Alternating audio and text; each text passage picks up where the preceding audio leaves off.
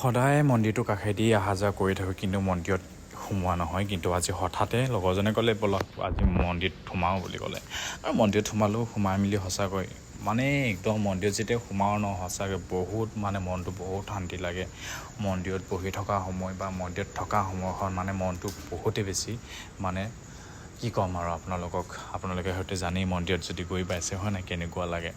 চ' আৰু মন্দিৰটোত আমি সেৱা চেৱা লৈ মেলি আৰু মন্দিৰটোৰ চাৰিওফালে যিহেতু ভাগকৈ আছে বহুত হনুমান মন্দিৰ বা গণেশ শিৱ, একচুৱেলি এইটো শিৱ মন্দিৰেই হয়, কিন্তু বহুত গণেশ আছে ন, শিৱৰ মানে ভাগকৈ মন্দিৰ আছে। আৰু সেইকাৰণে আমি চাৰিওপিনে ঘূৰিলোঁ আৰু এনেকৈ অলপ মোক ভিডিঅ' কৰিলে। আৰু মন্দিৰটো জানেই ন, ফেমিলিৰ সৈতে সকলো মানুহ যায়, আৰু প্ৰায়ভাগ আৰু শনিবাৰে আৰু দেওবাৰে দিনটোত মানে মন্দিৰত বহুত বেছি মানুহ হয়। আৰু কি যে নহয় এইখন কেনেকৈ ল'ৰা ছোৱালী সৈতে আমি নাজানো আৰু দেই, সৈতে ককায়েক আৰু ভনীয়েকো হ'ব পাৰে, কিন্তু লগৰজন দেখিছে এনে একদম মানে সিহঁতকে বেছিকৈ কেমেৰা উঠাইছে।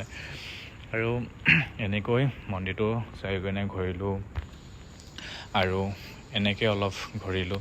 মন্দিৰটো বহুত ডাঙৰ আছিল, আৰু যিহেতু বাহিৰৰ মন্দিৰখন জানেই আপোনালোকে ন, বিয়া মানে আৰু বোলে শুনিছোঁ দেই কিছুমানৰ মুখত মানে মন্দিৰত যদি যায় মানে আৰু বয়ফ্ৰেণ্ড আৰু গাৰ্লফ্ৰেণ্ড বা মানে নিজৰ আৰু কোনোবা আৰু খাচ পাৰ্টনাৰ লগতহে যায় বুলি কৈছে দেই। সেইবোৰ কথা নাজানো অৱশ্যে দেই মই, কিন্তু কিছুমানে কয় আৰু দেই মন্দিৰত যদি যায়।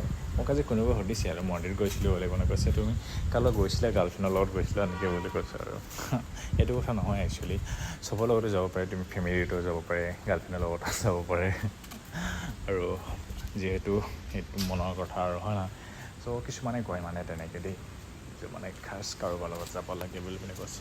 যিহেতু মই আজি লগৰজনৰ লগত গ'লোঁ, আৰু আমি আৰু এনেই সিদ্ধান্ত লোৱা নাছিলোঁ মন্দিৰত যাম বুলি পিনে। আমি যিহেতু বাহিৰত গৈছিলোঁ মন্দিৰৰ কাষেদিকে অলপ সোমাওঁ নহ'লে বুলি ক'লে, আমি সেনেকৈ সোমাই আহিলোঁ আৰু চাৰিওপিনে ঘূৰিলোঁ, মন্দিৰটো চালোঁ আৰু পূজা চূজা কৰিলোঁ।